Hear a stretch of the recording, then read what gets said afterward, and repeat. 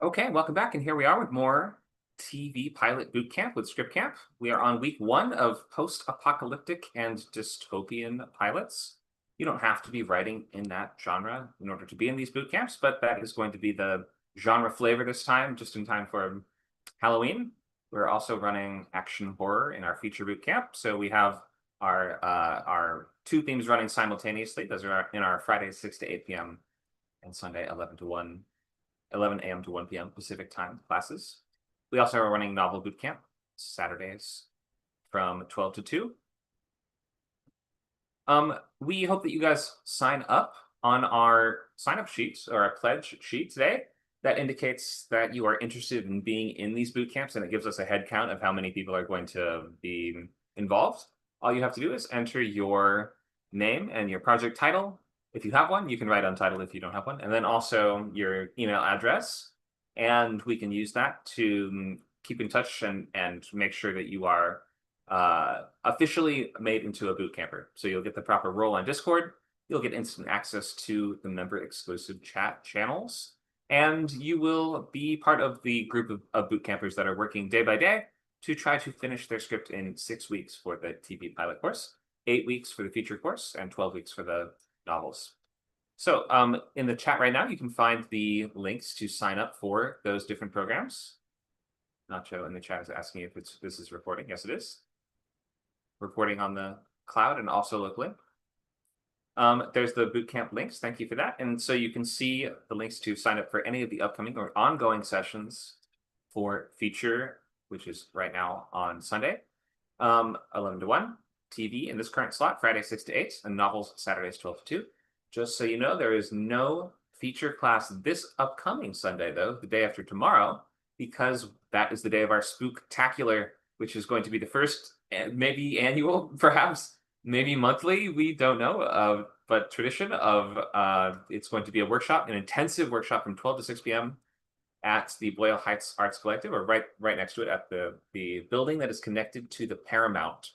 So if you are wondering what that is, Paramount is like a music venue, and connected to it, it used to be a ballroom, but now that is the venue where we're going to be. And that is going to be running from, I just mentioned, from pretty much all day, from 12 to 6. You can come by for some of it or for all of it if you want to. We're going to try to come up with a full set of story beats, meaning a pretty detailed outline, not a full set of scene parts, but like a solid, strong outline for your movie in the realm of 3 to 5-ish pages. So that is the goal for that day. I'll be taking a sort of lunch break in the middle, but we're flexible on people coming and going, so it should be a fun session. We hope you come by and join our group. So you can find more on that at our meetup, by the way, which is Skill Camp is the name of our meetup page. And there in the chat, you'll also find thank you, Nacho, links to all of our different social media platforms like YouTube, Kick, Twitch, Facebook, and WordCamp on Quora.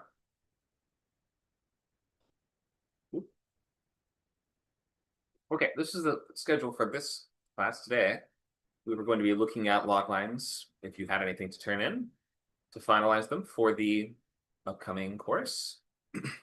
If you don't have a log line finished yet, you could finish it by the end of today and get feedback on it a little bit later in the class. The goal for this week is to write your story beats and or a one sheet.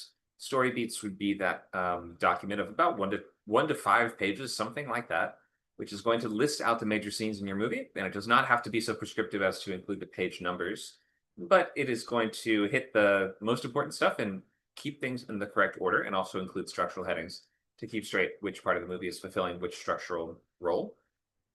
At the very least, you're going to want to mark out the beginning, midpoint, and ending, so we have a sense of where those 3 acts might be broken up. And then as we move forward, next week is going to be scene cards, finishing up those full outlines before we start pages on week 4, which from that point on is going to be just an act a week.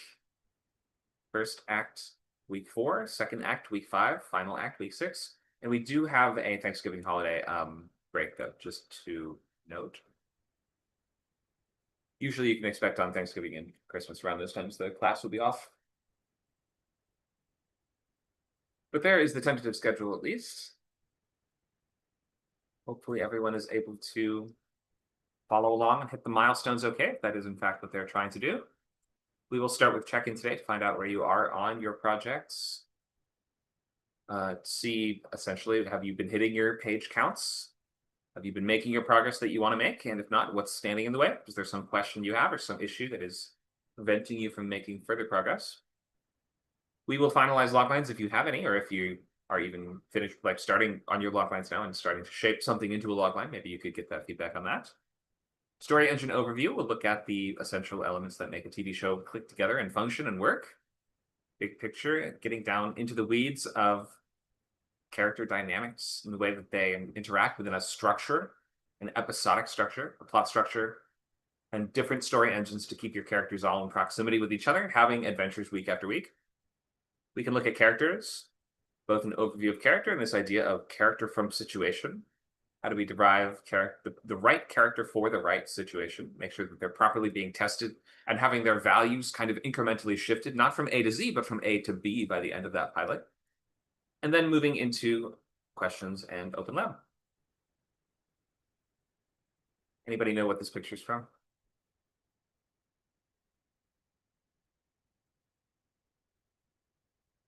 Is it Junji Ito? It is Hellstar Ramina by Junji Ito, yes.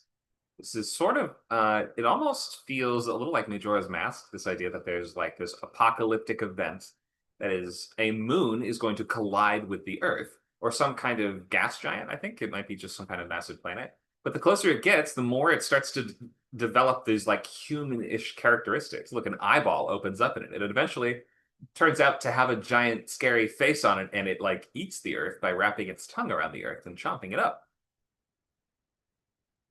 Pretty crazy, right? No crazier than sharks coming out of the ocean on mechanical crab legs. Ooh. Yes, that's another apocalyptic story. That's called Gyo. Gyo. That's basically fish and sharks of all kinds. They grow legs overnight. They crawl up onto the land. They burst down people's doors, and they just start to. It's like Jurassic Park, but with fish and sharks. And suddenly they all just have crazy appendages that they never had before. What's the craziest post-apocalyptic or dystopian premise you guys have seen? The craziest. That's kind of hard.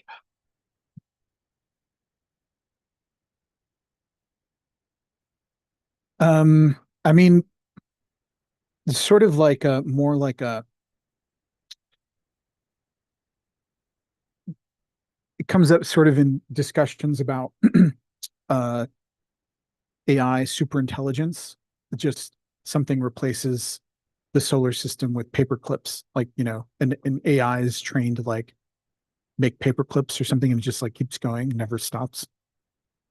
And everything is now made of paper clips? Like Everything, no, there, all the material of the Earth was repurposed to make paper clips, and so now the like entire and sort of like recycled into like paper clips made of earth and rock and materials. And I think like even that. and it keeps going. The whole solar system is all paper clips. Yeah. My God, that's and all the people are dead, obviously.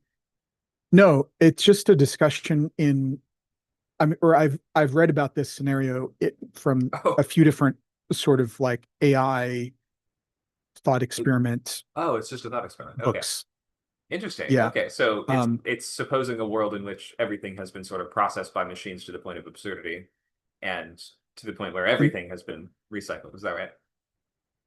And another one that comes up is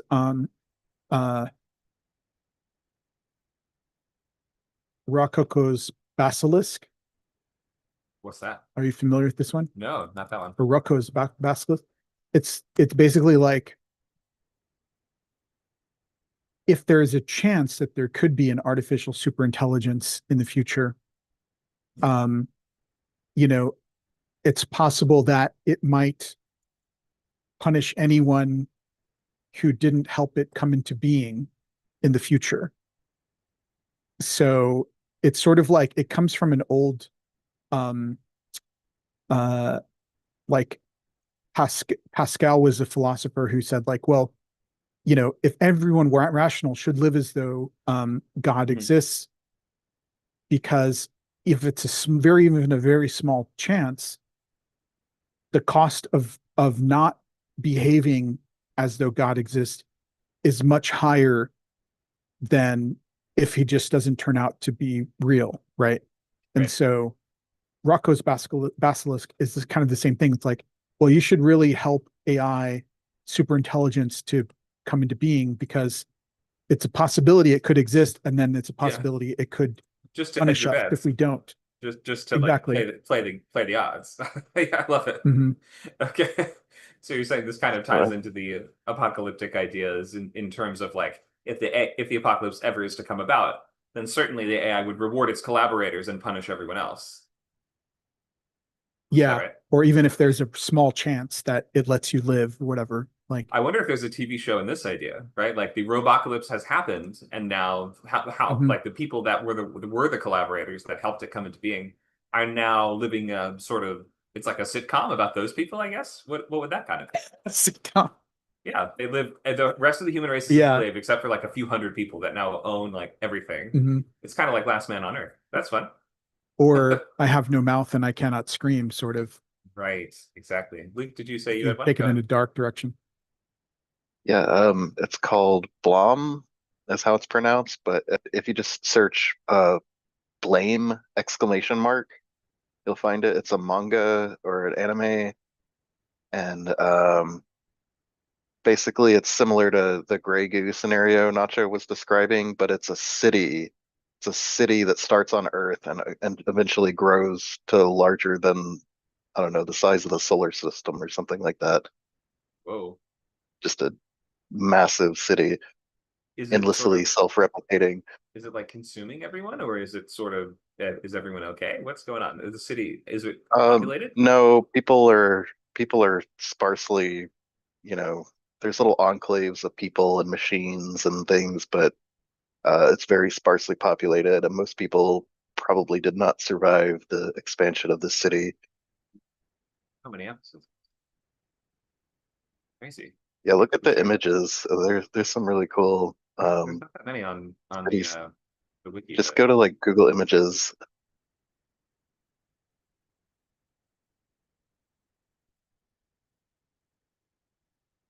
It's also a manga. You might find better images of the city from the manga than the anime. seems cool. But thank you for sharing this. I'm not much of an anime guy myself, so I kind of miss out on some of these cool worlds. Yeah, there you go. Yeah, that's cool. It kind of reminds me of in Dexter's laboratory when he goes into that part of his lab that has been. It was like he forgot he even made it, and it looks like Coruscant. It looks has like hundreds of layers, and it goes just keeps going down deeper and deeper. Yeah, that's very cool. Thank you for sharing. It's like if Coruscant was the size of the solar system, basically, and Right. just full of self-replicating machines that their only function is to keep building the city. Yeah, it sounds like a Soulsborne game where all you do is wander this big city and fight the monsters that or the machines that attack you. All right, so let's take a look at what are we working on. You can start with anything you're reading and watching if you want to.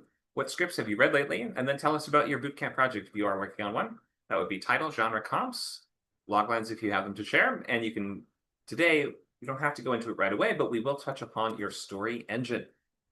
Okay, let's go down our list and we'll start with Cinnamon.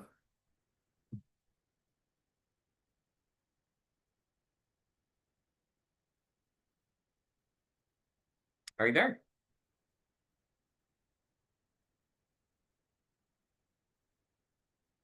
You have no idea what I asked. So it's on the slide right on the screen. Are you watching the live stream?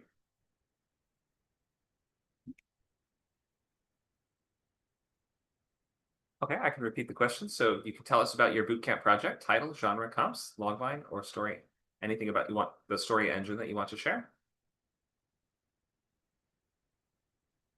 Ask someone else first. Okay, sounds good. We'll go down the list. Foster, thanks for joining. You're up in terms of the check-ins. Do you want to tell us what you're working on?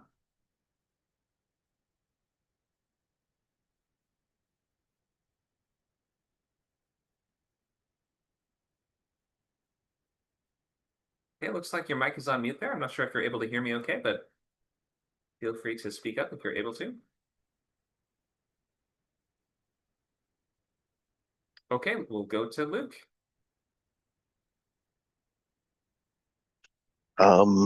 I am writing several things, one of which is probably dystopian. It's a sci-fi, almost like a parody. Um, and I've just listed I go back and forth on the comps, but right now it's Red Dwarf meets Office Space, and you're familiar with this one. It's called Status Quo. You've read both the log lines already. Great. All right. What's the progress? Pretty good. I think I'm uh, almost happy with Act One and starting Act Two. But I have the whole thing pretty well mapped out, and I have a much stronger um, introductory scene for our duo. Our duo starts off like antagonistic towards one another rather than sort of like building up to that breaking point. They just start at that breaking point. Got it. Okay. Great. Um, and any questions, issues, or things you want to ask about before we move on? The biggest issue I have is trying to make it funny. I have my own kind of dark sense of humor, but I'm trying to make it more generally funny in certain places. So hopefully that's working, but I think that's going to be my biggest struggle. It's like punching up the humor, and I don't know if people really like dry, dark, cynical humor, they'll probably enjoy it. So maybe I should just lean into that I would. more Yeah, so. that's a popular tone, I think, nowadays. Um, you also, I normally would not worry too much about whether it's funny on the first draft through, just to make sure that the story is all working together. Like, I kind of look at the funniness as a second draft idea. The first time you might get ideas for jokes, or you might try something and it just kind of flops, but it might just take getting everything down first in order to avoid kind of letting that trip you up too much. So that's what I would really recommend. If you have the draft done already, then of course, then you can do the funny pass. Oh no, I'm alternating between multiple things, but this one has been the one I've been spending more time on recently. So um, Okay, well, yeah, don't yeah, let it slow you down then. Don't let the humor prevent you from doing pages at least. it's helping me get more pages down, but I still feel like my page count is really low. Like I just have a limited number of words in my brain that I can produce per day. Yeah, that's how it is with everyone. I think everyone has a different line, and some days you have more juice than others. But yeah, just set a benchmark for yourself. Say I'm going to try to like normally I aim to write 5 pages a day. If I don't make five, it's okay, and I'll settle for like three. You know what I mean? So if you just set a reasonably high benchmark or expectation, and you take a shot at it, and you land anywhere close to it at all, then you've made some progress.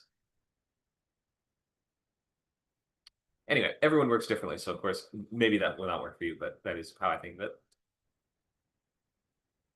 I see a question in the chat from Cinnamon. I'd like to know if you count Godzilla as post-apocalyptic. If so, that's one of my favorite post-apocalyptic concepts. Okay, it kind of depends on the Godzilla. I mean, for the most part, society actually moves on. Like, I don't think Godzilla ever exactly triggers the apocalypse, except in maybe one movie.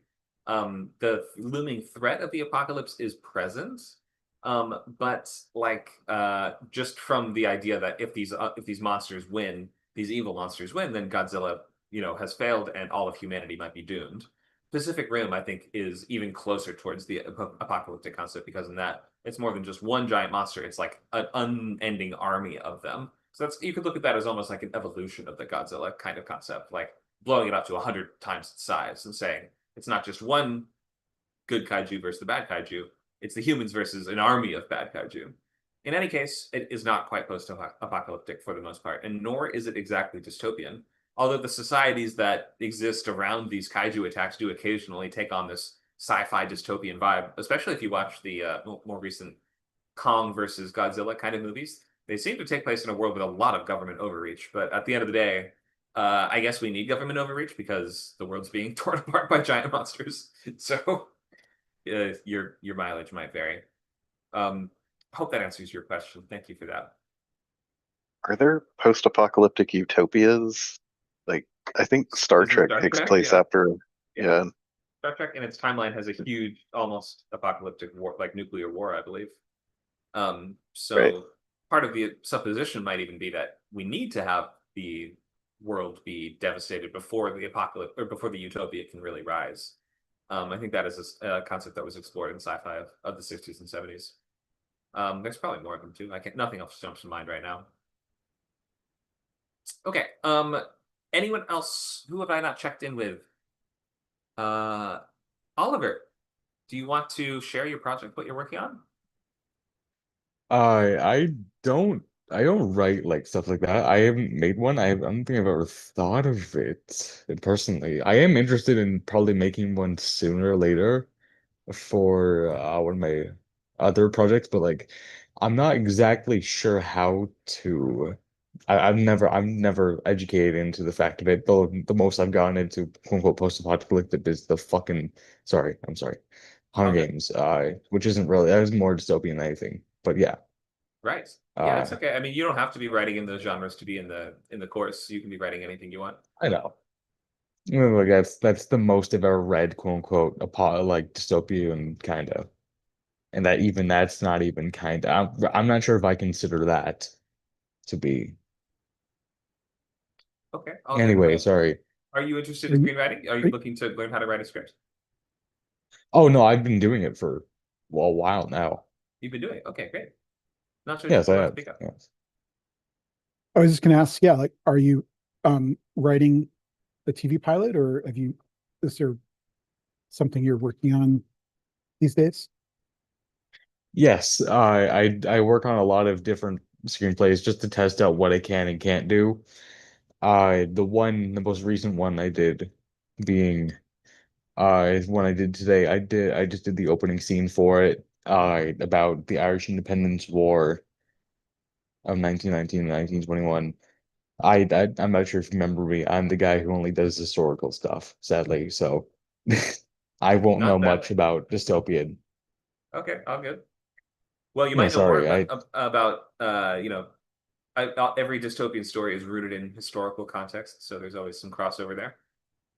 Yeah, no, definitely. I have thought about that before. And not to exactly like kind of like I think I did try to do one beforehand, but I'm not sure how that exactly went because I don't remember. I think it was what I thought would be like a futuristic like a mafia movie that takes place in the future. Sounds cool. I'm not sure what that would have been because I didn't continue it. Okay, well, yeah, it's a good basis to just start with like it's this kind of story, but in this setting. Just like a really simple this meets that. It's I often recommend Yeah, starting with a simpler pitch and then expanding from there, rather than starting with I've written 900 pages of backstory. I I'm not sure if I've ever okay, that's a lie. I have done backstory before. I yeah, anyway. Okay, thank you for sharing. Did I not check in with Yeah, you? no. Nacho, did you want to tell us about your project status and your progress? Sure, Oh, yeah. he So, just left. um, He just hopped right out. Okay. Bye, Oliver. Go ahead, Nacho. oh, uh, I scared him you away. might need to like wave your hand. Oh, because oh, you think because I went out of Yeah. focus? Maybe that's why he left, because he's like, I'm not watching no blurry ass stream. He has standards. Hmm. All right. What do you got, Yeah. Nacho?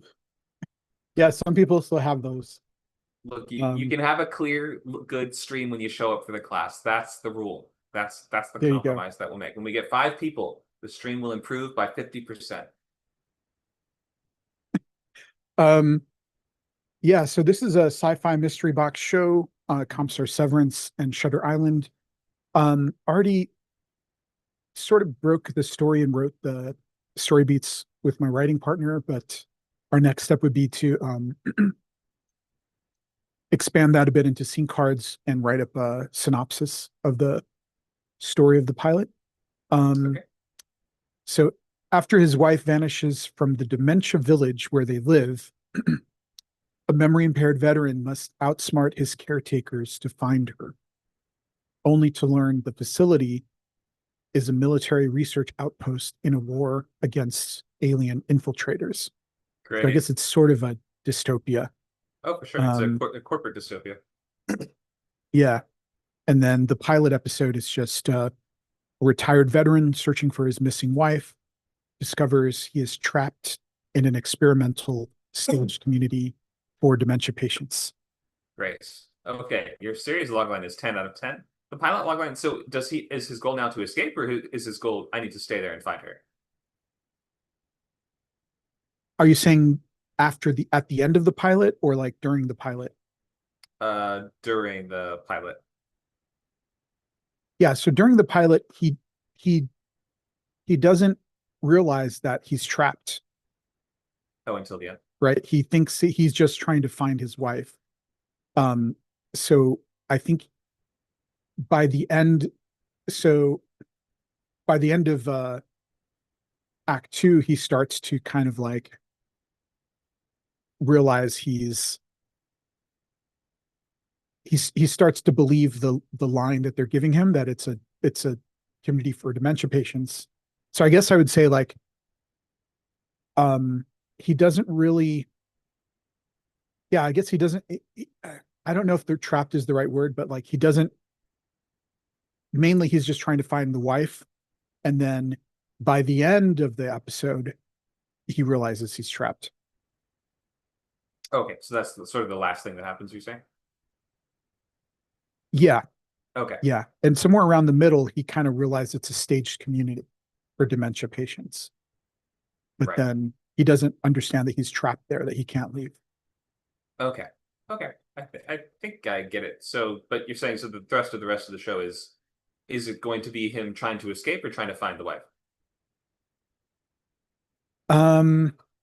It's a good question. Yeah, maybe that, I guess, um, you know, he might be trapped in the sense of like thinking he's a dementia patient, confined to a room, right? And he escapes that room, but he doesn't realize that he can't escape the actual village until towards the end of the episode. So I think Right. that what's driving him is finding his wife. Yeah, And I think that's your answer.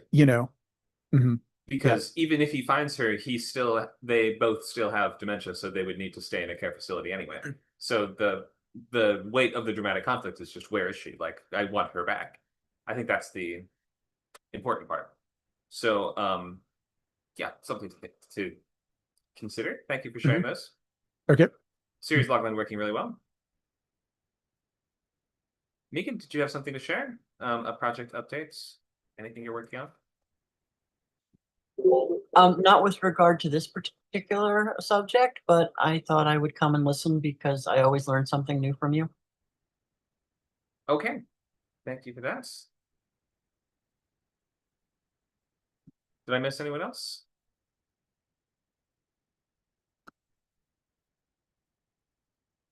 Okay.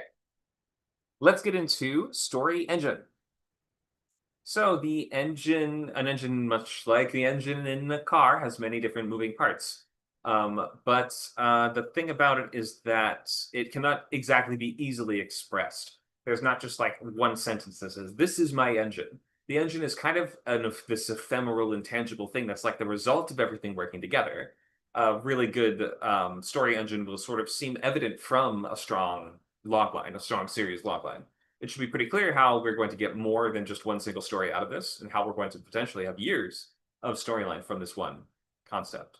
So, hundreds of hours. It's going to altogether fuse your characters and situation and the setting together to continually generate this sense of recurring episodic conflict. So we need to have a good idea of what is unique about the characters. What do they want? What is the world that they live in? And what is their role in it, basically? Often we can centralize that in an idea like some sort of unifying problem or profession. We would ask, who are just the different characters that live in this world, and what are the rules of the world? What is allowed? What can the characters do? How do people have superpowers? Can they fly? Are they from planets? How do new people intersect with the main characters as well? These are all just elements that when they're all like, you don't have to go down a checklist and fill out something for every single one of these, but it should just be evidence how your show will be continuing and the characters will be either pursuing one continual expansive problem over the course of many years, or maybe if it's a miniseries, just one big arc problem, or if it's going to be a problem of the week kind of show, then it should be clear how that's going to be working, how we're going to be facing a case of the week, patient of the week, crime of the week, or whatever it is. Some different engine elements might include the profession or a unifying goal or problem. What is the centerpiece sort of unifying problem of the world of the Purge? I guess the Purge itself. Yeah, what's the Purge for those who haven't seen it? Or are you talking about crime? Is that the Purge is a day where crime is legal. Well, that's not quite it. So in I order think they to actually do combat, phrase it that way sometimes. I think they say in those exact terms at least once. So you're not too far off just with that. But go ahead. Sorry to cut you off. okay, so yeah, in order to combat the the crime problem throughout the rest of the year, there's a single day where people are basically just allowed to kill each other, and that somehow pacifies them for the rest of the year. Yeah. Doesn't make any sense, but that's the premise. Well, it doesn't make any sense in the first movie, but the show, I will say, adds a lot of context. And we kind of come to, and the later movies, I don't know if you've seen the whole franchise. I'm not saying that, I'm not recommending it. It's not, I don't think any of them are even good, but I've seen all of them. But the third one, especially Election Year and the TV show, adds a little bit of extra context there. And I think this is just like at the core of what makes the difference between a movie engine and a show engine, right? Because the TV show peels back layers of the Purge and asks, well, who's behind it, right? What's it actually for? Like, why would it sort of shares your opinion of it doesn't make sense. Why would one day a year where people get to do crime result in less crime? And the answer, it turns out, is because the secretive kind of patriot Illuminati type group that is manipulating the political situation in Washington is using it to essentially purge the lower classes. And so that's why they have agitators that they hire to join the groups of purgers and to try to like whip them up and incite them into a frenzy. And so they have like crisis actors and things like that that they in fact pay to go. And so it sort of fills in those questions from the earlier movies of, well, how would this actually work, right? Like, what are the actual logistics of this? Andor is a kind of interesting additional example of like expanding a world, moving from a movie story engine into a TV show story engine, and therefore seeing, well, like okay, but why are there bottomless pits everywhere? Like we sort of start filling in the gaps of like, okay, it's an expansive galaxy-wide empire. Well, how the hell did they get enough materials to make a Death Star? A story engine for a show can keep peeling back those layers and unveiling more and more and digging deeper into the premise and filling in those interesting questions. Oh, you saw Watch Channel recently. So where do we get all the resources to make the Death Star? Everywhere, but you get the kyber crystals from Gorman. What's the name of that planet? Yeah, Gorman, that's right. Um, Something like that. I don't know if it's kyber crystals. It's some kind of material that they needed. Yeah, to make the Death Star super weapon, we need to strip mine, essentially, like frack a planet, to the point that it will. They understand that it will destabilize the planet entirely, and cause the atmosphere to collapse, and basically every civilization there will be wiped out or forced to emigrate and leave. And so they decide we're just not going to tell anyone about it, and we're just going to keep mining the planet until we get everything we need. But the locals do not take it well, which leads to, of course, an infamous event within the sort of Star Wars universe. The whole show is building up to probably the most dystopian of all the events in the series, which is the Gorman Massacre. This was, I think, referenced as early as the X-Wing computer games in the early 90s, but has finally again been expanded upon and turned from just an anecdote, just like the Clone Wars were originally just a little anecdote in the movie, right? But the more we expand a franchise, the more we can start to fill in those gaps and learn who was responsible for those different things, what different forces were at play in the world, and really see the interconnectedness of everything. See how, the economics manage to affect the situation, and see how all these different perspectives that we just can't see in a movie because we don't have a broad enough broad enough array of POV characters. So there's a lot you can do in a TV show that you cannot do in a movie. We can build out a much more substantial world. with more complicated rules and with more going on, with more different groups of characters and just more characters.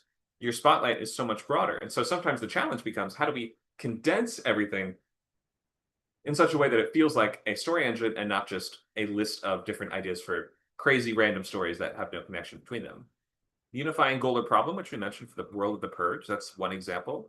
Sometimes we see a profession as well that connects the characters together, or maybe even the main character is sort of in charge of some kind of profession that makes them the boss and gives them the most authority, but they don't have to be the one in charge. Your character's profession can put them in an interesting dynamic with the other characters too. They don't have to, it can be something that's they're brand new to, or something that we're settling into that they've been doing for a long time. That's sort of more the status quo style of story engine, where not status quo like Luke's show, but meaning the status quo continuity format, wherein we join a group of characters that are already sort of in the middle of a conflict, or perhaps they're just starting another day in their lives, like a lot of cartoons and sitcoms are kind of like this. And we manage to navigate to some problem that is resolved by the end of the episode. So that is called status quo based continuity. In terms of profession, can you guys name a dystopian or post-apocalyptic show that has a character with some kind of clear profession or different professions that are binding the characters together? Last of Us, Joel is a contractor and also a smuggler. Yep, there you go. And so are some of the other characters, like Tess. She does the same stuff. They're couriers and delivery people that are hired to smuggle stuff, and sometimes people from state to state in this horrific apocalyptic wasteland.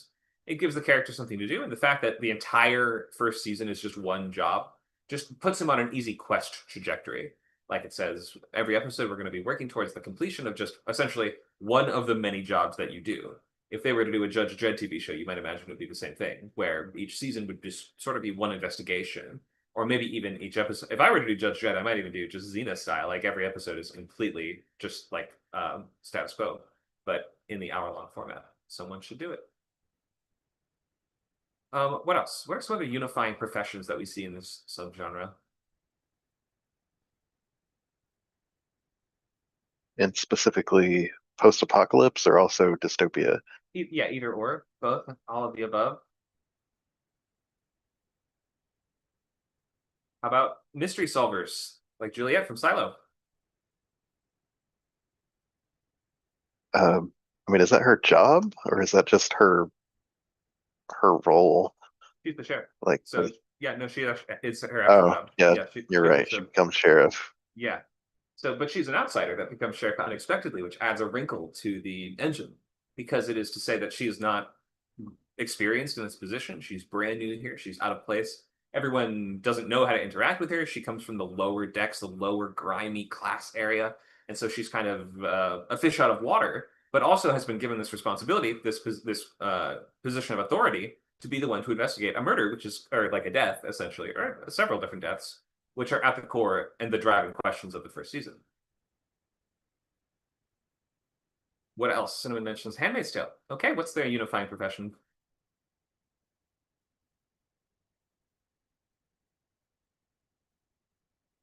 Handmaids. Okay, what exactly? I've only seen the first like 2 or 3 episodes. I don't remember exactly. What is a handmaid? Are they sort of just like wives? Like, or is there something else they're supposed to be doing?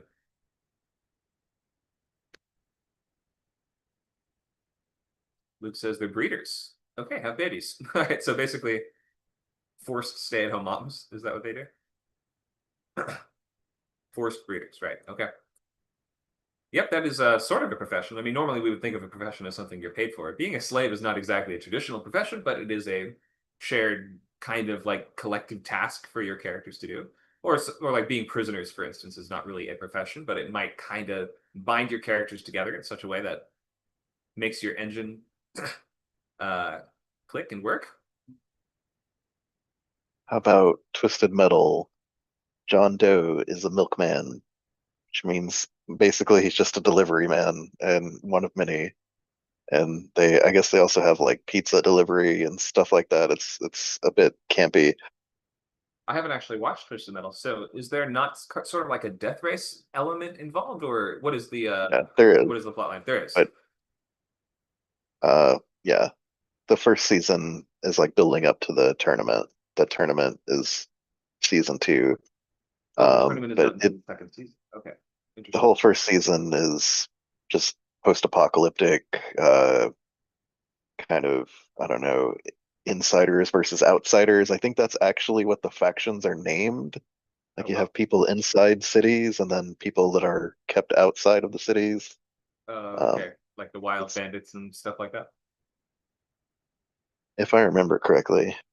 Yes. Let's break down the engine elements of Last of Us Season 1. A story engine is going to, of course, operate on its characters. They're the primary players that will need to advance goals in your show. They are pursuing goals and applying tactics to make incremental progress towards those goals on both the bigger scale, meaning you are setting them up to make even more progress in theoretical future episodes that you're not going to get to write because you're writing only the pilot. And then, of course, we're making progress on our goals in just the pilot alone. So we have some goals that will finish and some goals that will be left unresolved deliberately, and you must leave that road to be traveling down in order to have that space and feel like there is this implicit more episodes to go. That's like a really important part of story engine, is making it feel like there's going to be more after this. Okay, let's look at the Last of Us Season 1. We have Joel, we mentioned just a minute ago. He is a delivery guy, basically. We mentioned he's the delivery guy obviously makes for a good archetype in a post-apocalyptic kind of setting. He has to escort a girl from point A to point B across a dangerous country. His emotional walls and interpersonal struggles cause problems that must be solved, and his central relationship is with his partner on this trip, whose name is Ellie. Their slow bonding takes center stage as the show's key central arc. Occasionally, the focus does shift from Joel to Ellie, but it is fundamentally Joel's story. It is season 1 is about the ways that this man changes and refuses to change. In terms of the structure and the engine, it is tragedy. It is road trip structure with tragedy of the week. So road trip structure means that we have some far off goal in the distance, and every increment along the way makes for some sort of detour, challenge, or different kind of problem that needs to be solved before we can get to the next thing. Often that will be something like, well, we need a part to I'm sure you guys have ever watched a space opera in your entire life. We need a part to fix the ship before we can go to the next planet. That makes for a really easy road trip structure beat. Oh no, the car broke down. We're going to need to get some gasoline to get going and go to the next part, right? So that kind of every problem sort of marks a segment along the way.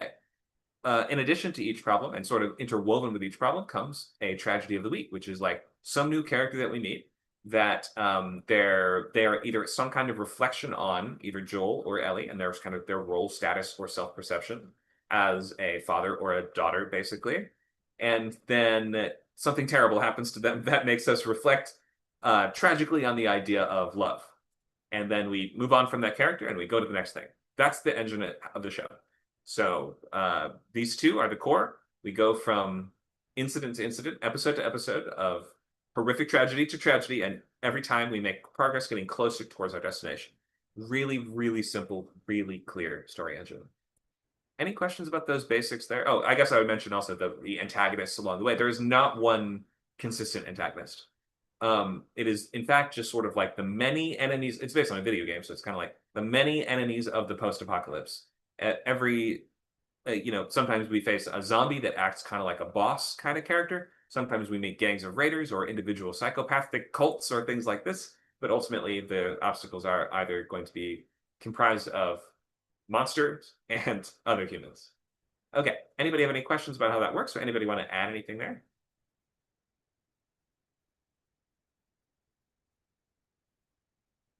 Luke, you've been on a kick lately. Anything to add? Oh yeah.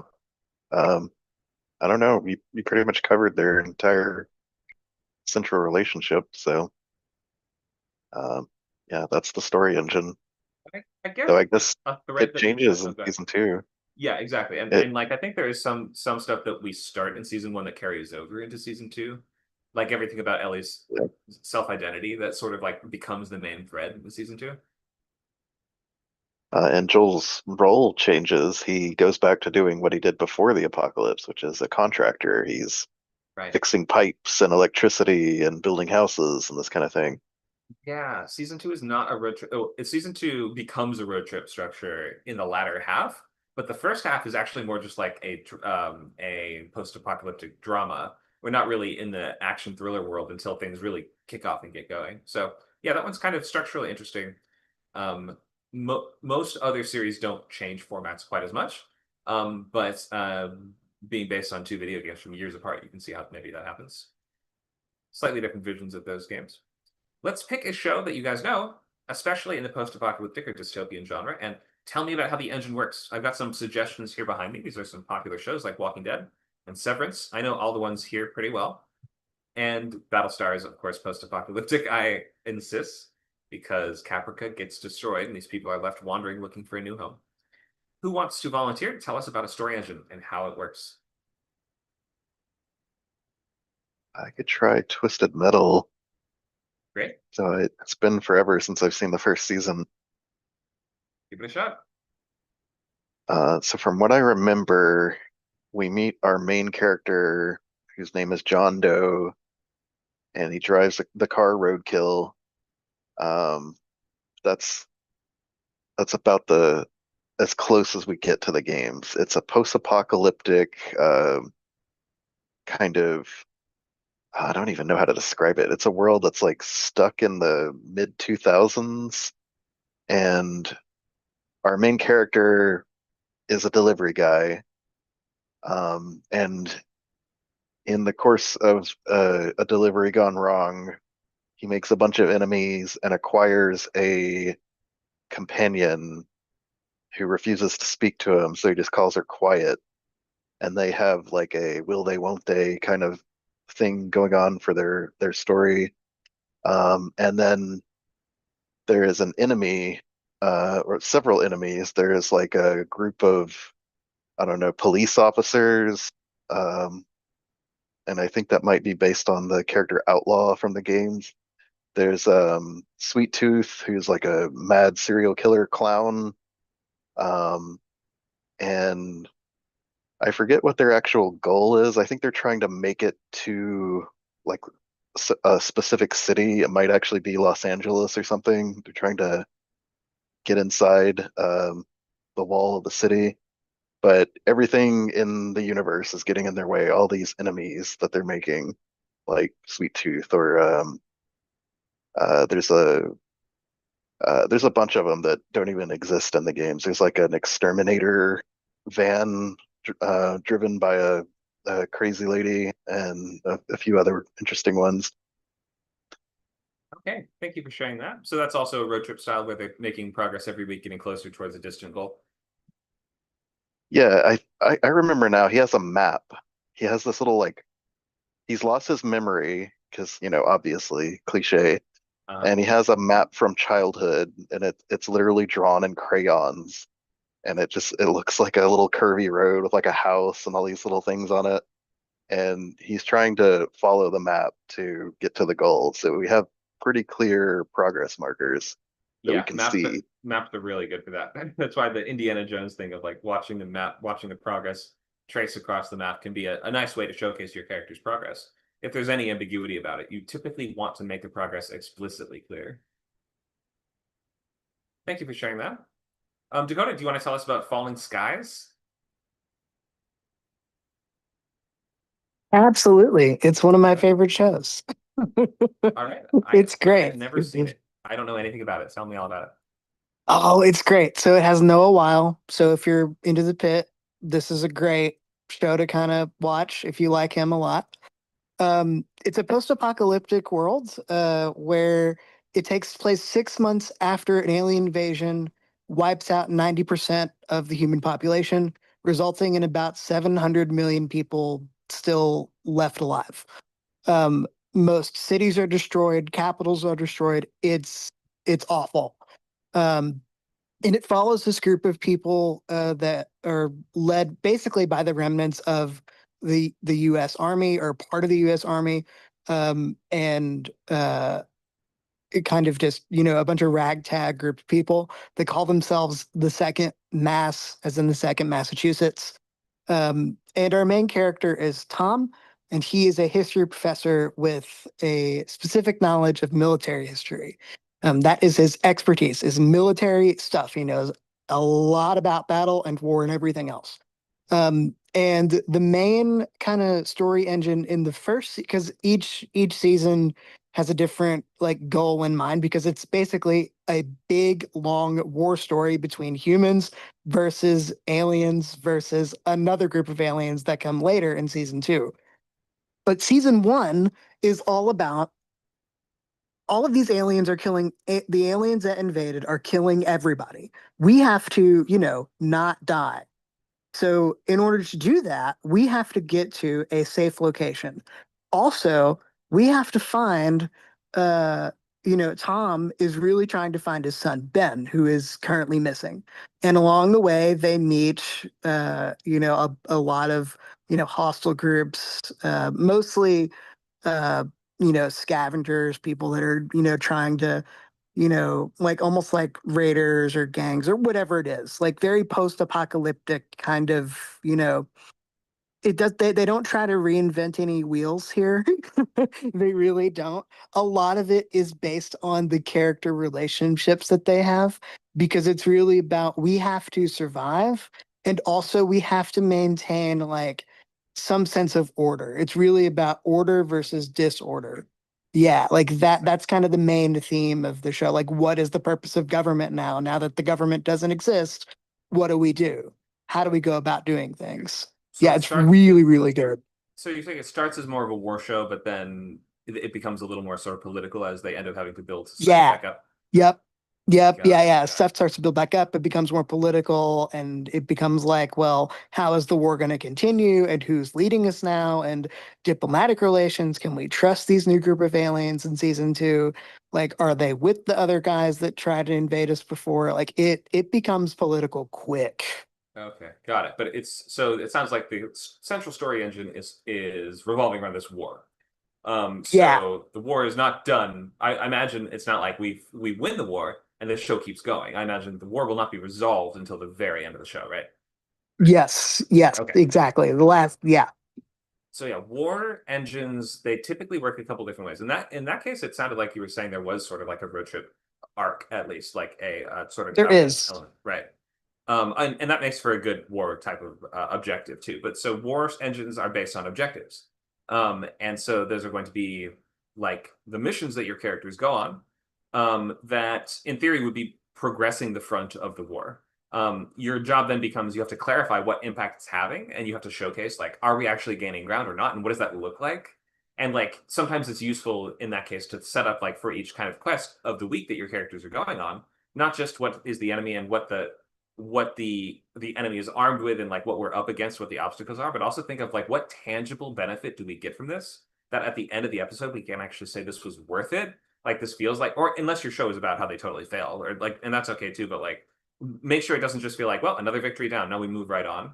It should actually feel like substantial progress has been made, and like uh the like this was all for something. Otherwise, like unless you're doing a show that's all about the pointlessness of war, of course, but like if it's part of your core engine, if the war is part of your core engine, and in sci-fi war type shows it usually is, like we want to watch the progression of that war, then you have to just make really clear what those benchmarks are. Like, if we don't complete this mission, we are not going to get water, and this town of people is going to die of dehydration. Like, we're going to have a really clear stakes and ramifications for that we and like try to avoid intangible stakes. Like, well, if we lose this battle, I guess our side lost some resources overall. Like, it's better if you have like something that we can actually see and some stakes that we can really feel within that episode. Hope that helps. War engines are kind of complicated, so might not recommend doing one as your very first pilot if it is your very first. All right, thank you for the commenting on those engines. In a little bit, I'll come back to this discussion question of maybe you can speak to the engine of your show concept, and you can tell us about what is going to be generating those conflicts for many episodes. I'll come back to that in a little bit. Do we have any questions on engines before we move into characters?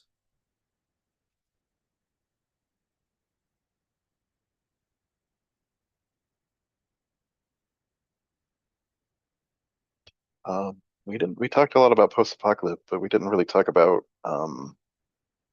dystopias. And I'm thinking of like Handmaid's Tale in particular.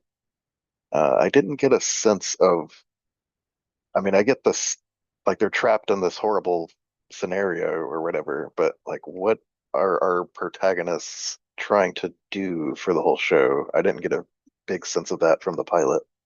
I've only seen a few episodes, but if somebody else can weigh in, my understanding is that she becomes involved in like resistance, underground kind of terrorist, like Okay, insurgent espionage type of stuff. I think, right? Doesn't it? that makes sense.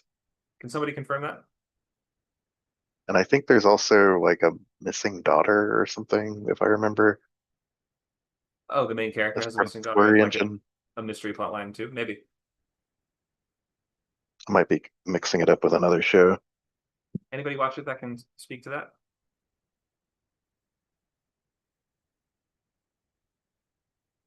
Okay, someone tells us they're trying to rebel. And I think in some of the, just based on some of the posters I've seen from the later seasons, I think she might even become some kind of revolutionary or like figurehead for the, like dystopian stories often are about characters that become these revolutionary leaders against the evil Like corpos. Andor. Yeah, like Andor or like um Hunger Games, all kinds of stuff. All right, anyone else have questions on story engine?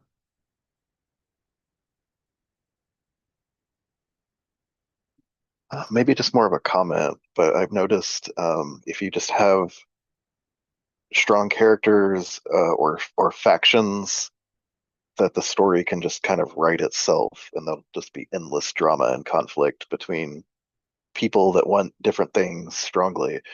Sure. Yeah, that's the hope that we want it. Every writer craves it to kind of reach that point where it feels like it writes itself.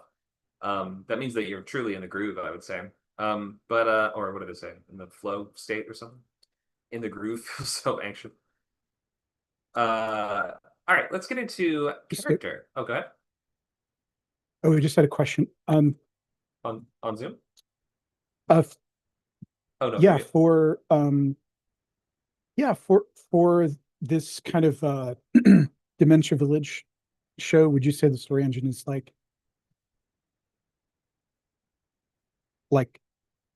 uncovering the secrets of the place? Or like what is actually gonna, I mean, That's kind of I what I would was asking say about earlier. he's But not both, gonna, yeah, go ahead. yeah. Mhm. Or like, I mean, he's going to see his wife by the end of the episode, so he's gonna know she's alive, and he's gonna be trying to reunite with her. Like, I don't really know, what exactly, season 1 or 2 or whatever, but like, Right.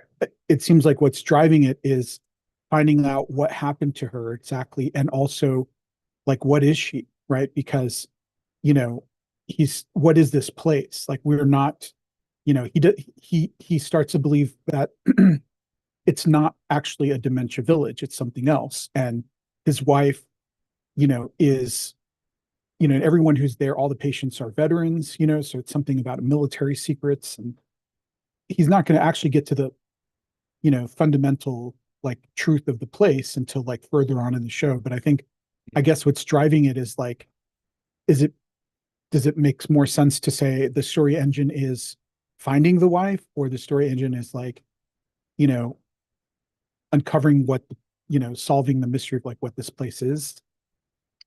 It's a great question. I mean, only you can truly answer this, but this is sort of like asking asking you to sort of pick the focus. If this is, well, first of all, let me ask this because this seems to really matter. How can your character remember anything past an episode or no? Like, what is your character's actual mental state?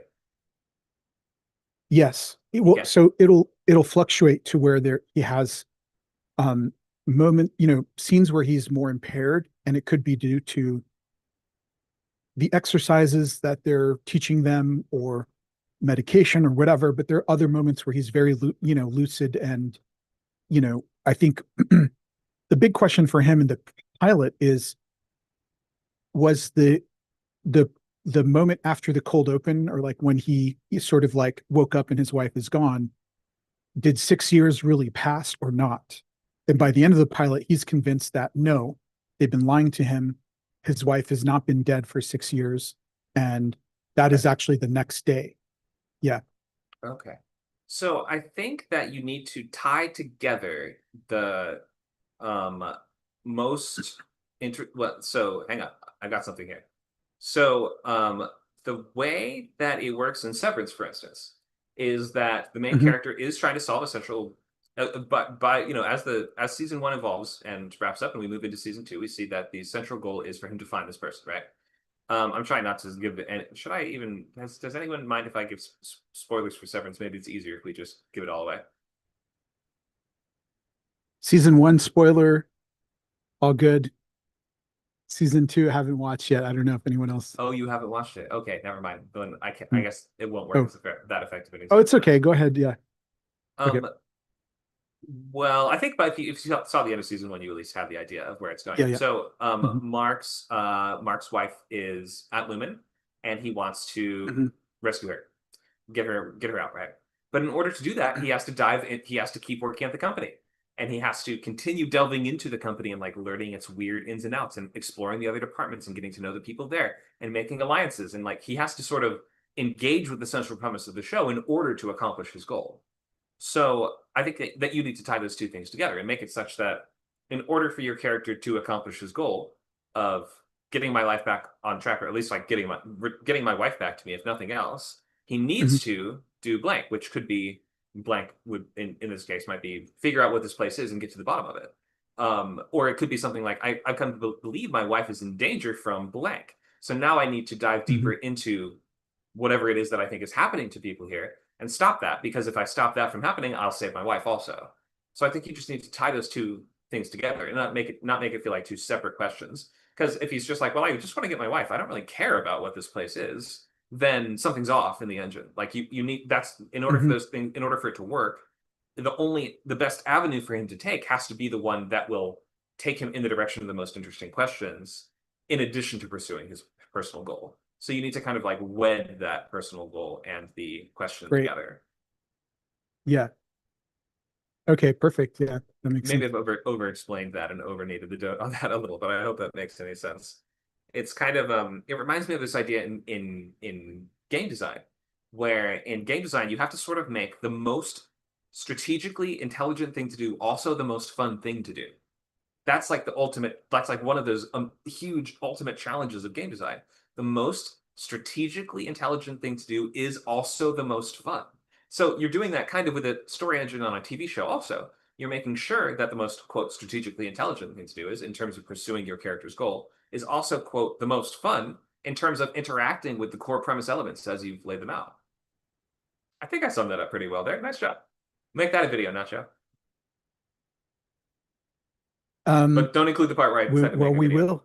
It'll look really lame. Okay. Don't include No, the part where I that's high five myself. No one can ever know about that. that's going to Okay. be its own video. Yeah, it's just be a GIF. Um, anything else you want to ask about that? No, that's super helpful. Yeah, I think that makes sense. Great. All right. Thank you for that. All right, let's get into character. Excuse me. So your character should feel real in the context of their worlds. If they feel like way too realistic in a stylized world, it can feel kind of strange.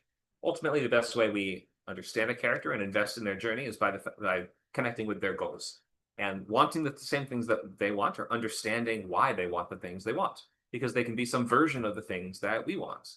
We're going to feel automatic sympathy or empathy for people in distress. You can build a fair amount of sympathy for a character just by opening on an old man crossing a street and having a truck heading down the road towards him. Suddenly, we're kind of on the old man's side.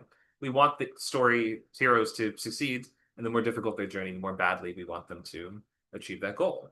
Especially if we think they're kind of like me, or I understand or feel their pain. So we want to also find them fascinating or interesting and distinctive in their own ways, in addition to understanding what they're pursuing and kind of empathizing with that sort of goal. Even if we wouldn't do that ourselves, we can kind of get why somebody would want that. We can find them competent or scary or funny or clever, and in some sense, just the things that elevate someone from the crowd. They make someone more compelling and magnetic to watch in real life. Those are the same things that make a character compelling. Fleshing out characters.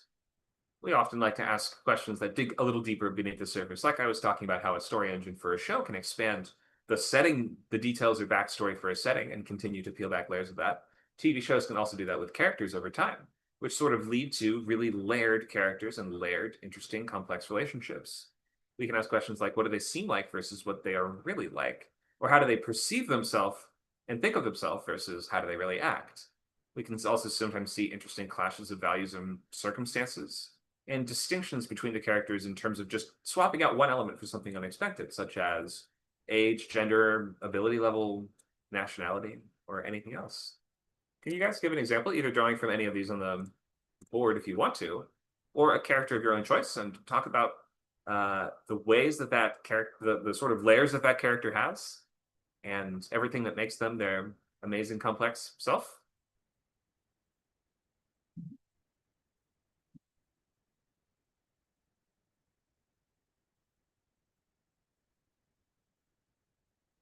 Is Immortan Joe really that complex? Well, I mean, I guess he's got a little bit. I mean, that one's not a TV show, so not really. I mean, that one is more just for purposes of demonstrating the visuals, right? He's not like an incredibly layered character, but I do want to sort of let's touch on how he positions himself in his leadership position, or like in his leadership role. He sort of frames himself as like a giving father to these people. He's like, I am now going to give you the gift of this water, right? Because he sort of he craves their attention and approval in a certain way, despite the fact that he is really coercing it from them. And the way that he keeps them sort of wanting more is that he gaslights them by saying, don't get addicted to the water. Like, do not become greedy for the water, lest you become addicted to it, right? Like, the way that he sort of manipulates the people into still seeing him as this, like, benevolent figure is a little bit interesting. I mean, I don't, he's not exactly Don Draper. What do you think? Yeah, I think you're right, and he's got a few layers of humanity under there, for sure. He loves his wives. I mean, he's like in an obsessive, terrifying, what possessed, like, overly possessive, captive kind of way. But he legitimately, wants to create his empire. I think he sees himself as like the next rightful lord of the wasteland.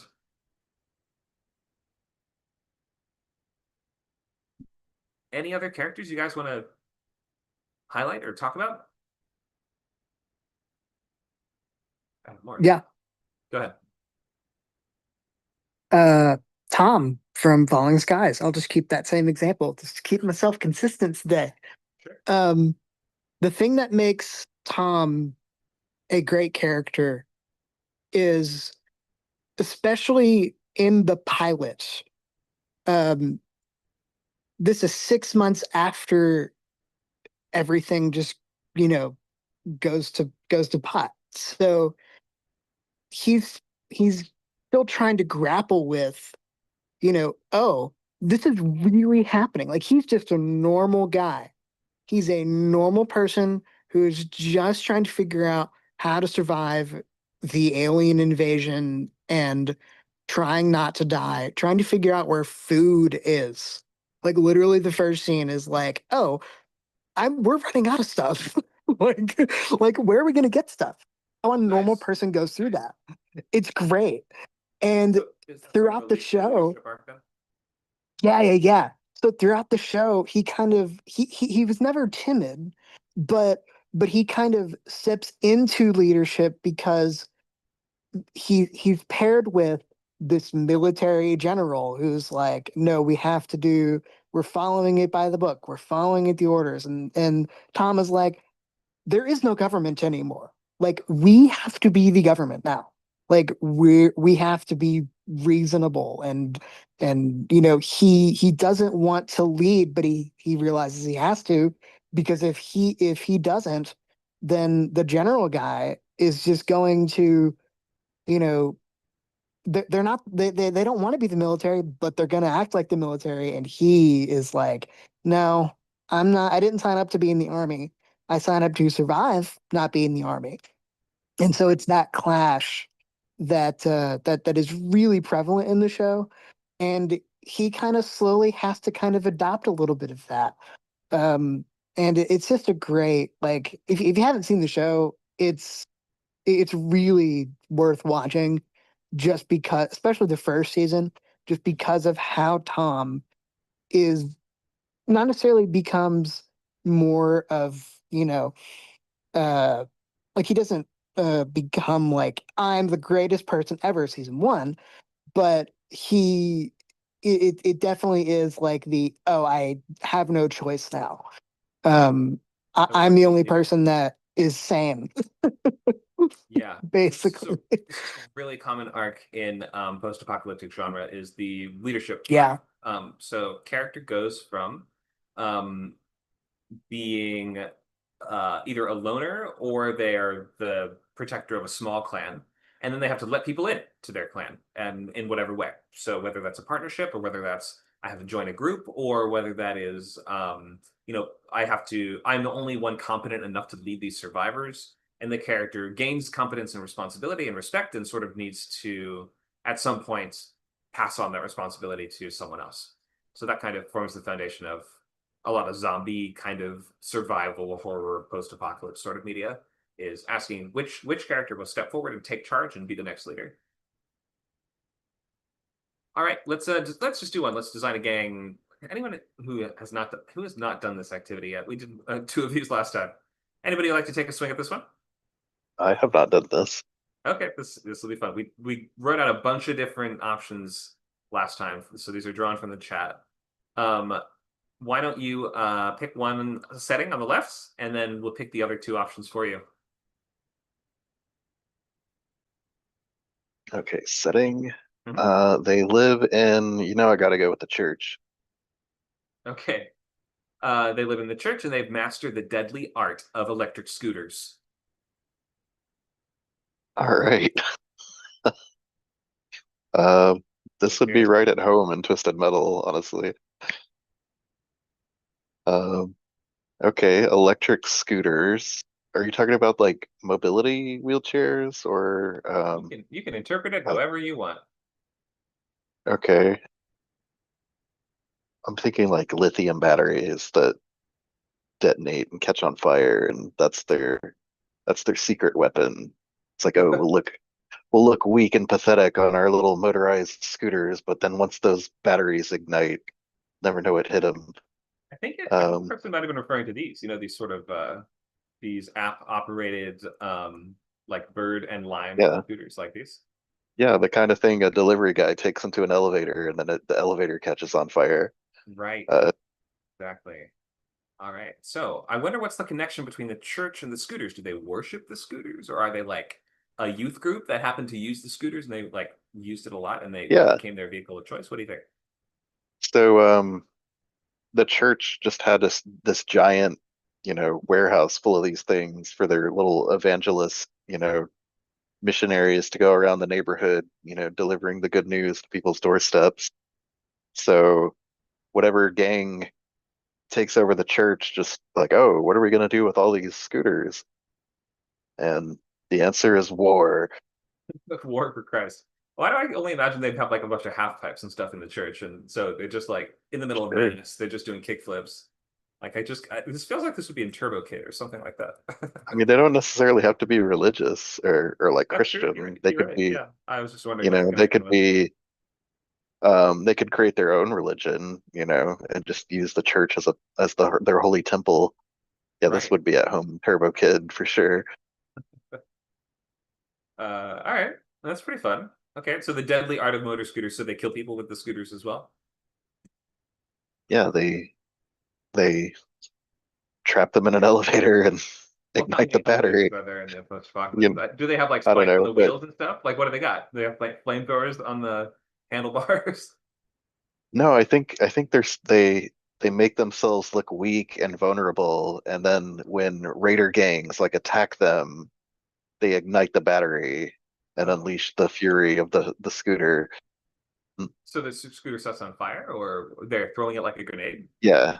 The battery, or maybe even like almost like a suicide bomber or something. Like, they go out there in the wasteland, driving at 4 miles an hour, waiting for some Mad Max gang to like accost them, and then once they get too close, they hit they maybe they have some kind of accelerant that they douse everybody in, and then they ignite the battery, and and they also they're doused in, so they're wearing sort of flameproof suits, and they're now completely on Yeah, fire, there you go. chasing people down. Okay, that's pretty cool. I can see that. I would like to see that at night. Shoot that at night. It would look amazing. And also somehow I feel like they have LEDs on the wheels. Like, they gotta have lights on those things. Got to, yeah. Yeah. All right. Hmm. Rock and roll. The question is, how do they charge these things? I mean, the generator. Yeah, they have Oh the yeah, half pipe could be used for that. Maybe they have a bunch of no, they capture slaves and they make them pedal bicycles to charge their scooter there you go. army. Yeah, it's like an endless aerobics class that just never ends. Yeah. All right, well done.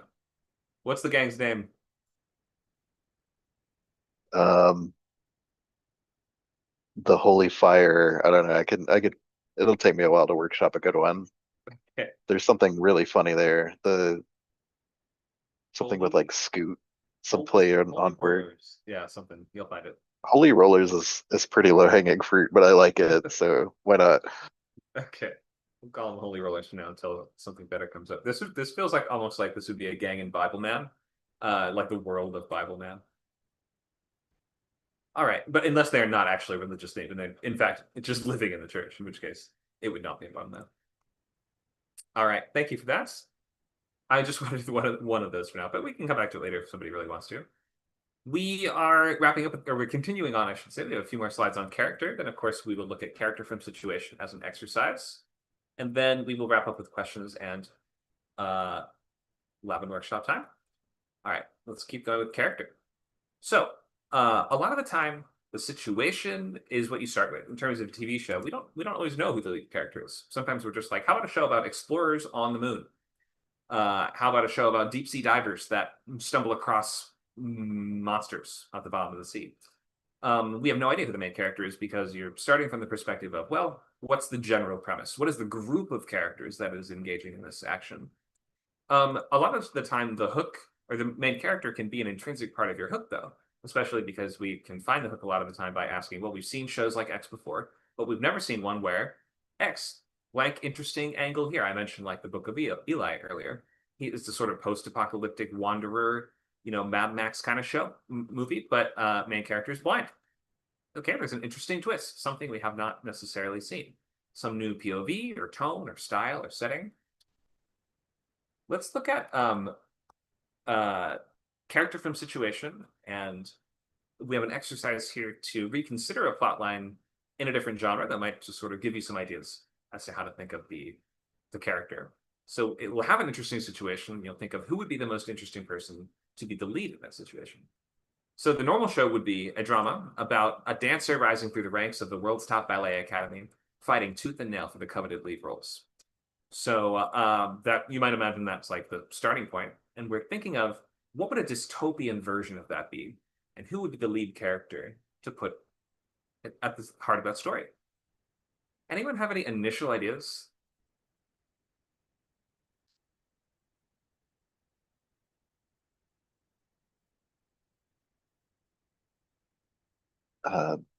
Maybe they're worshipped as like goddesses or something. Okay. You mean the ballerinas are like a class or like an upper class or a Yeah, caste or something like this? Maybe they're competing for special slots for them to be treated differently from the eating rest for of. godhood. Okay. Maybe ballerinas have some sort of power or authority in the world, you're saying? Perhaps. Okay. Um, Could be cool. I Or think the we can ballerinas do are the ones that that. are like, performers in this world are the only ones that are exempt from the lottery to see who gets eaten or whatever. Cinnamon suggests a zombie trying to dance. Okay. The zombie would probably still do better than me. Dakota thinks to go Cloud Atlas or Soylent Green. So that would be something like an institution that is kind of like killing its own members for some reason. Maybe. What if it's a death game? Okay, death game. Yeah, it's just entertainment, like, America's top ballerina, and the ones that don't make it get killed. Yeah, exactly. So, whoever Simon Cowell gets, we have like a golden buzzer every week, and we have like a red buzzer, and the red buzzer equals death. And so you better make sure to nail your recital. That sounds pretty good. That would be on CW. People would watch that. If somebody wants to write that, you should. What else you guys got? Anything else? Any other ideas?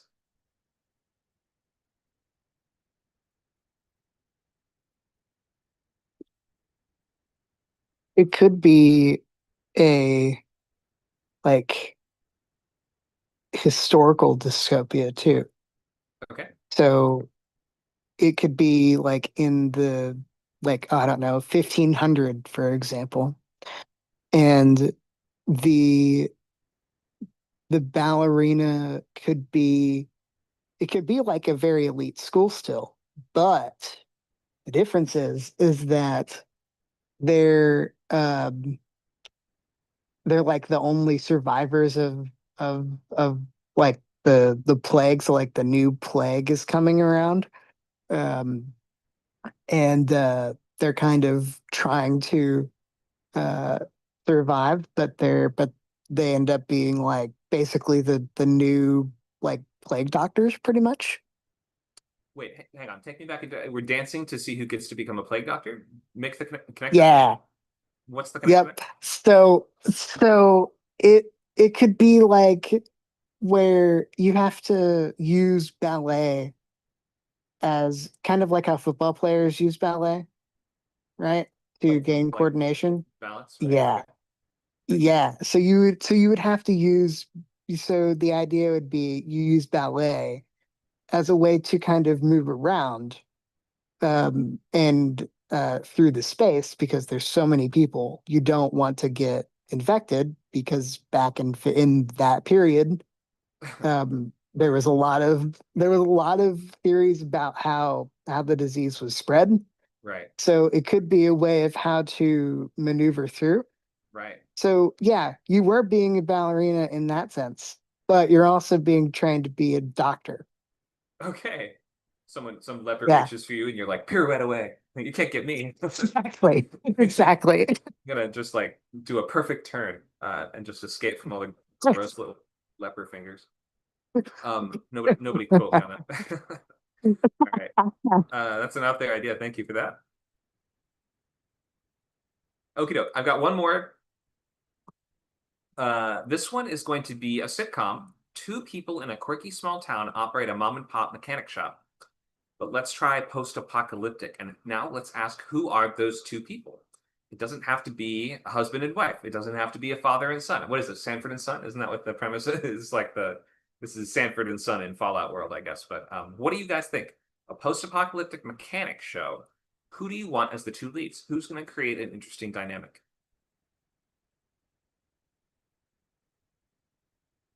I'm not sure about the characters, but I want to see Mad Max kind of setting.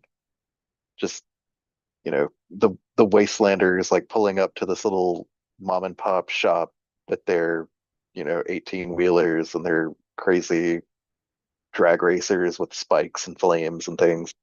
Sure. Yeah, something about it to me feels like a Taika Waititi kind of like a half-hour show.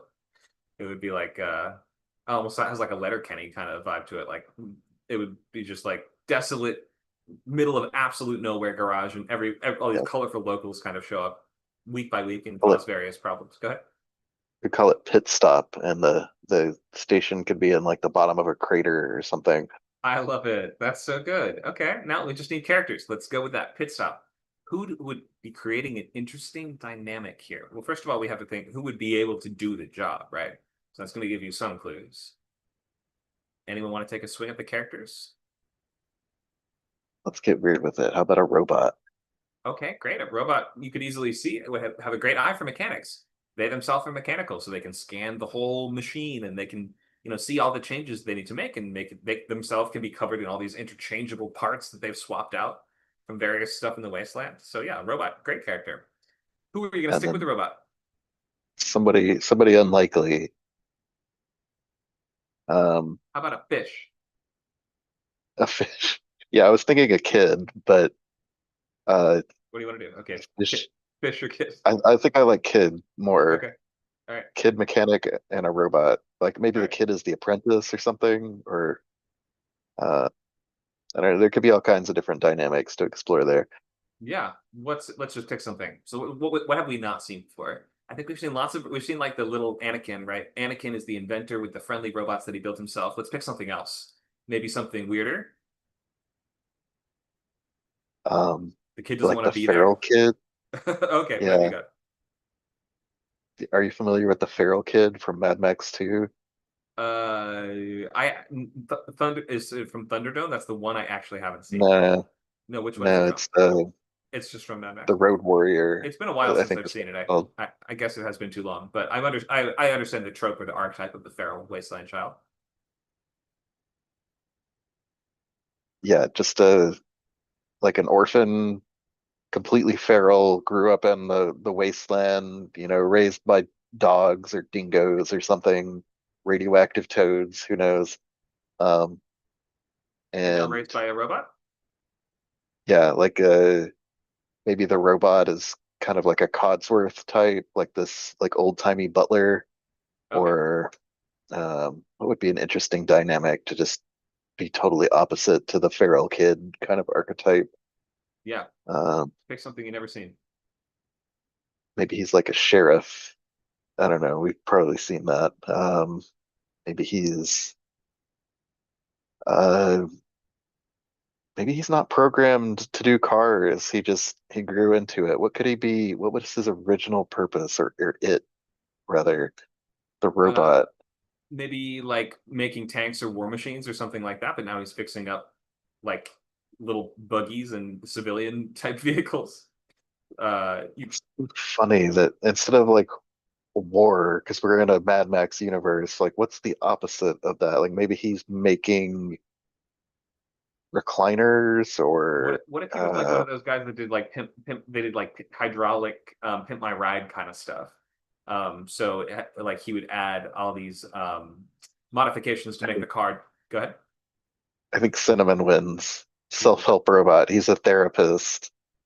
Yeah, He just the apocalypse happened and he picked up mechanics because he's a robot and he can learn to do anything basically.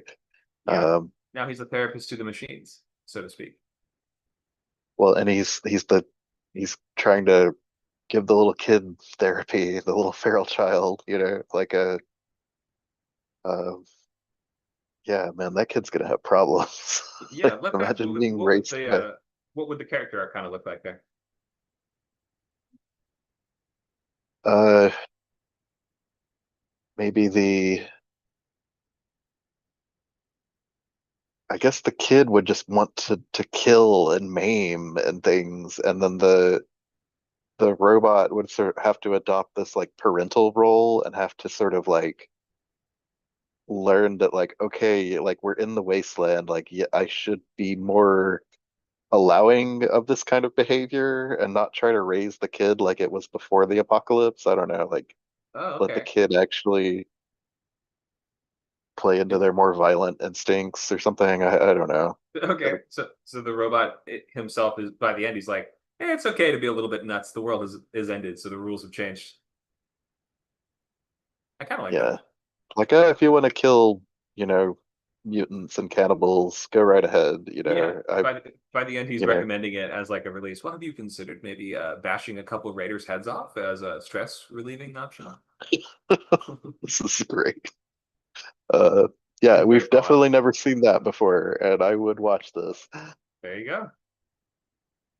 So we won't get we'll save more on character arcs for next week. But basically, the idea here is we're charting how your character changes from beginning to the end of the show. But really, you are looking at just the pilot, so you have to kind of be moving them from A to I mentioned A to B instead of A to Z. So we're not going to watch the robot go all the way from standoffish therapist that thinks he would never adopt a child to reluctantly taking on this apprentice and then turning to try to change and civilize him. We wouldn't be going all the way through that in the first episode.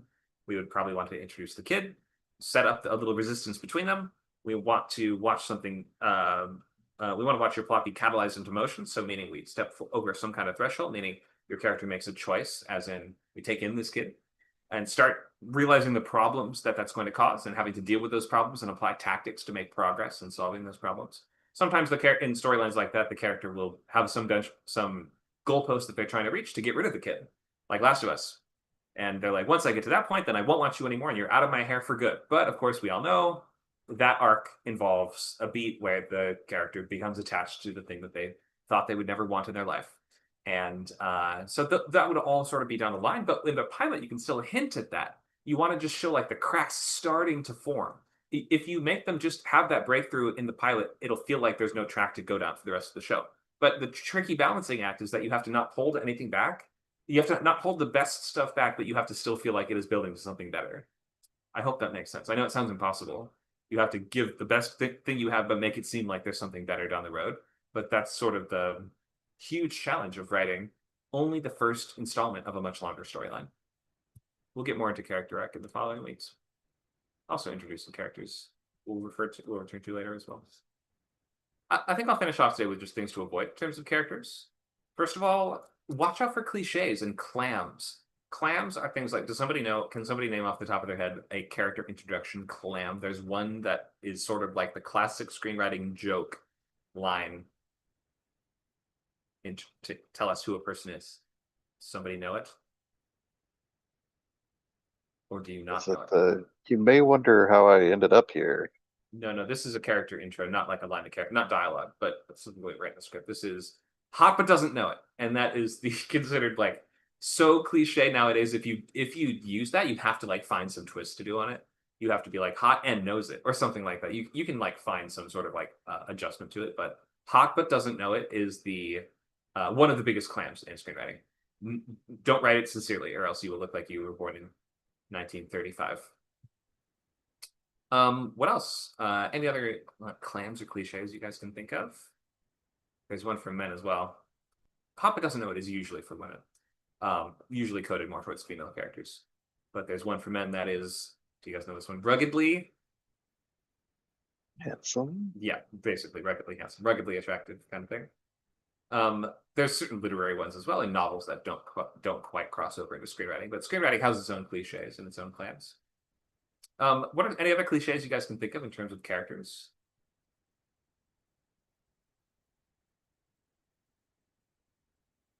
I don't know. I think I could think of cliche character archetypes like a manic pixie dream girl, or the soldier with a heart of gold. Yeah, these things can all Gotta be a few.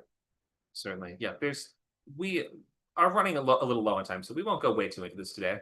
But the point is not that those archetypes can never work, especially if you even look at what's popular now. There are things that are just straight up archetypes that are incredibly, like think of Harley Quinn.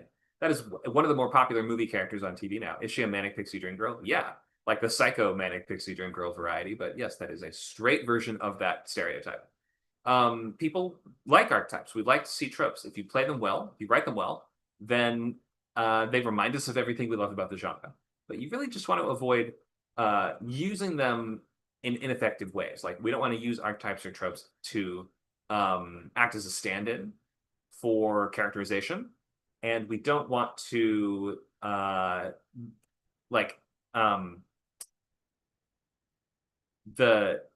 a cliche only becomes a cliche when it is no longer accomplishing its initial effect, right? Like the creepy clown, for instance, isn't quite as shocking anymore. So you have to be aware of just things that have been oversaturated or overexposed and no longer just have their initial effect. If you hear a joke 100 times, it's no longer as funny. We'll get more to that later. For the moment, I think we do have to move to questions, and then we will open now for the last 15. Anybody want to ask a question about characters and story engine?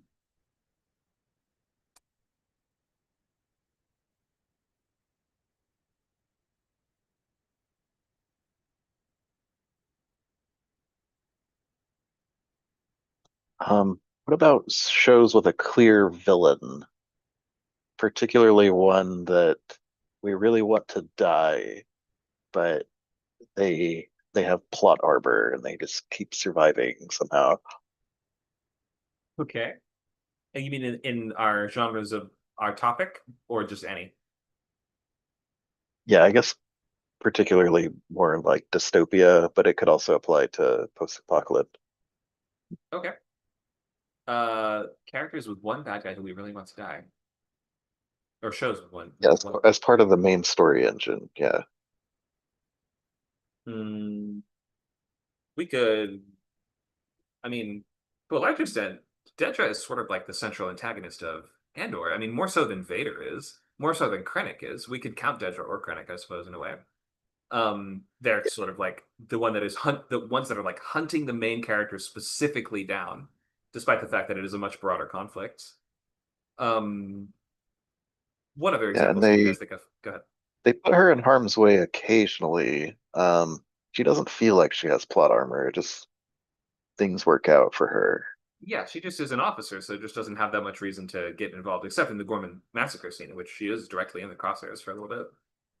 Yeah, but there's just so much going on. It's like impossible to just assassinate her out in the open.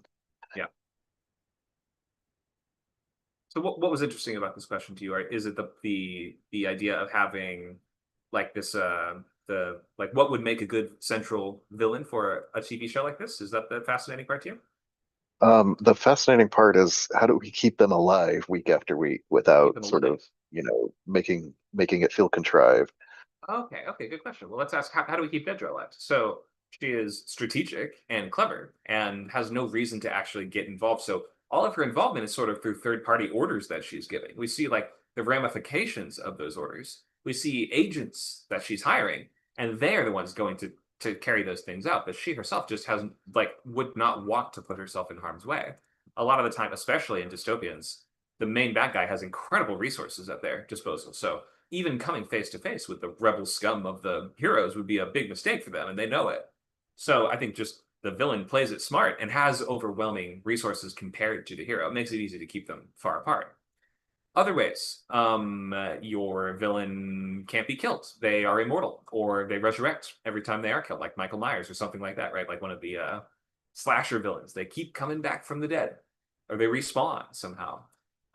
You could have it so that they completely outmatch the hero, so they just win every fight.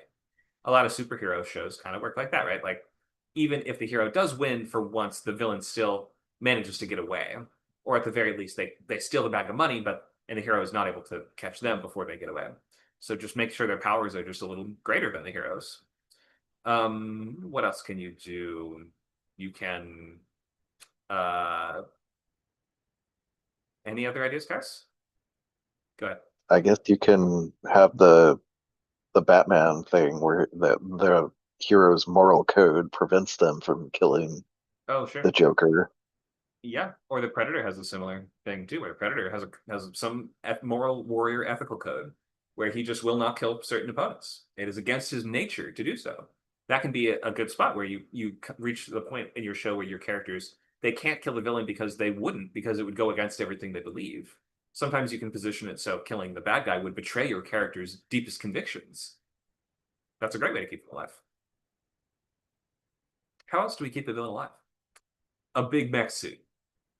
There's a good one for her. Just make them untouchable, like President Snow in the Hunger Games. Sure. They Uh, have a really big tower even- with like a million guards. You know who they always give a mech suit to just to put him in the fighting games? Lex Luthor. So that's kind of an example, right? Like Lex Luthor is just a bald guy. How do we put yeah, him in a fighting game against Superman? We get mech suit. The great equalizer, as I call it. Cinnamon mentions maybe the hero needs something from the villain, and killing them outright wouldn't do it. Or maybe they have a closer connection, like in Invincible, where the yeah, main villain is the main character's dad. He can't just kill his dad. yeah. I was gonna say brothers. That could work. Sure.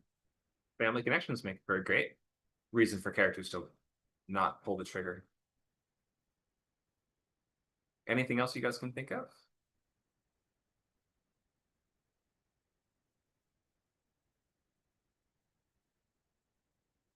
Okay, thank you for that question. Let's reopen to any questions, pilot issues, or ideas, log lines for feedback, or anything else that would be helpful.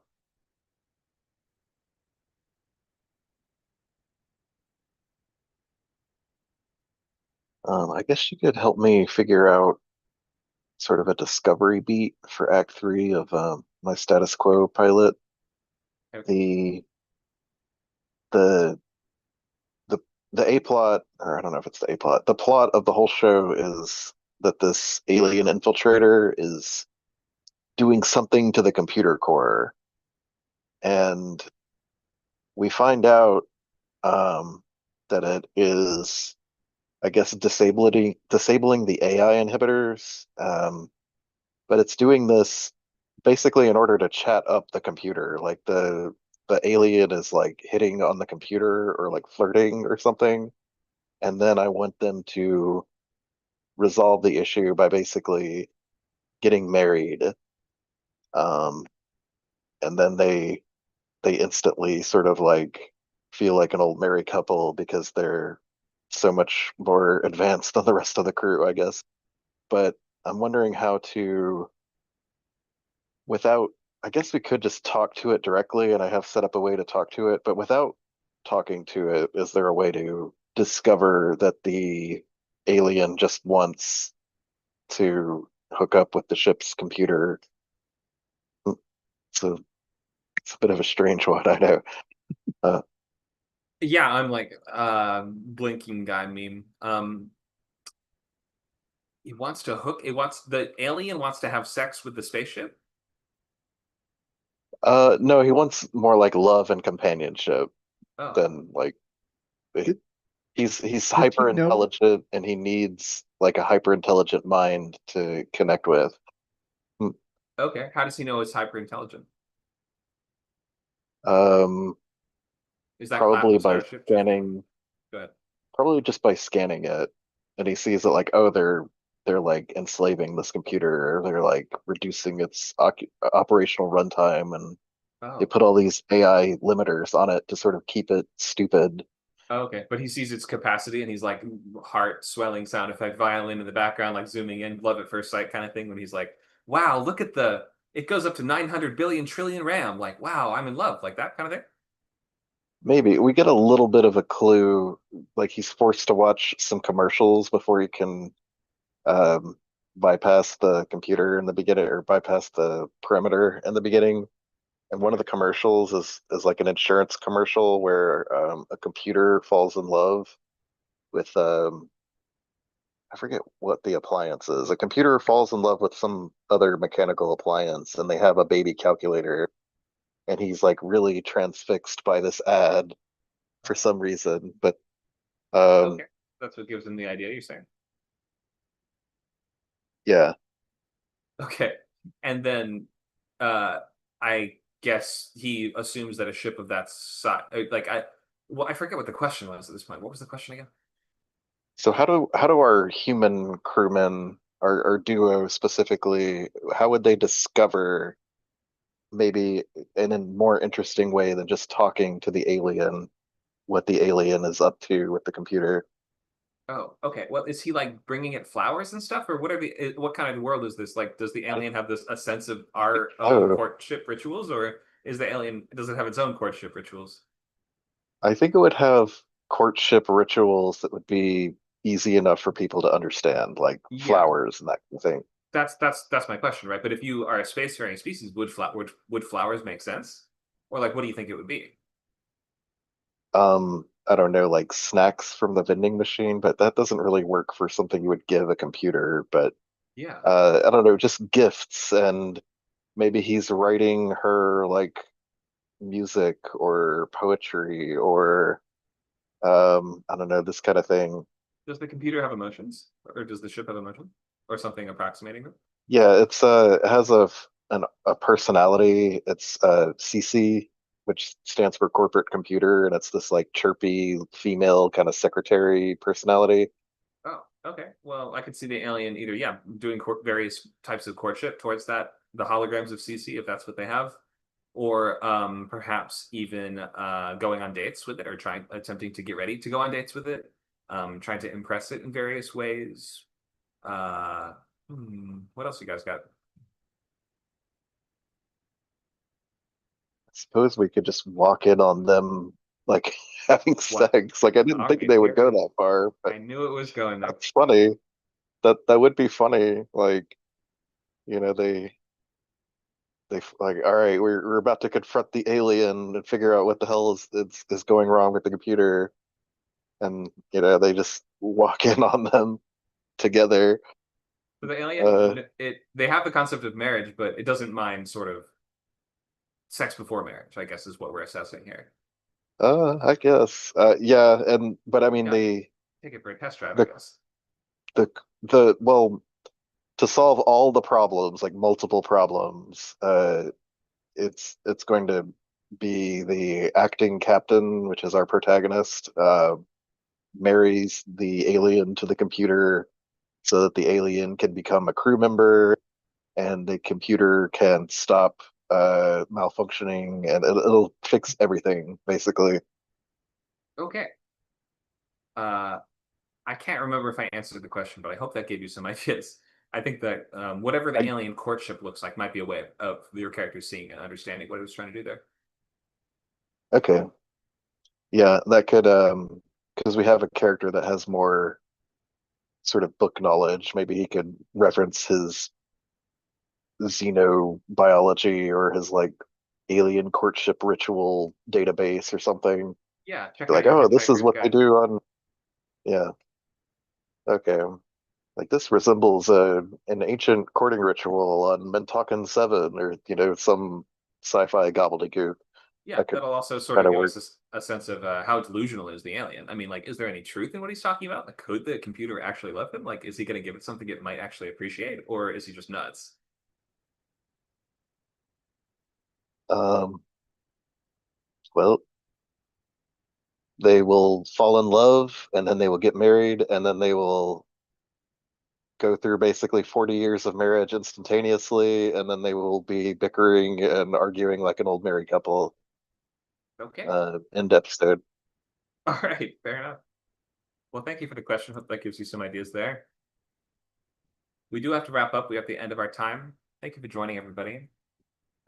Please sign up on the sign up sheets for more classes like this. This was a free and public 2 hour long class. We've got more classes in this series 6 weeks for a TV pilot, 8 weeks for a feature, 12 weeks for a novel. Novels is 12 to 2 on Saturdays. Features right now is 11 to 1 on Sundays, except for on the 26th, because that is our Spooktacular downtown LA. So look us up on Meetup if you want to find out more info there. Thank you for coming by, everybody. We'll see you next time and hope you have a great rest of your weekend.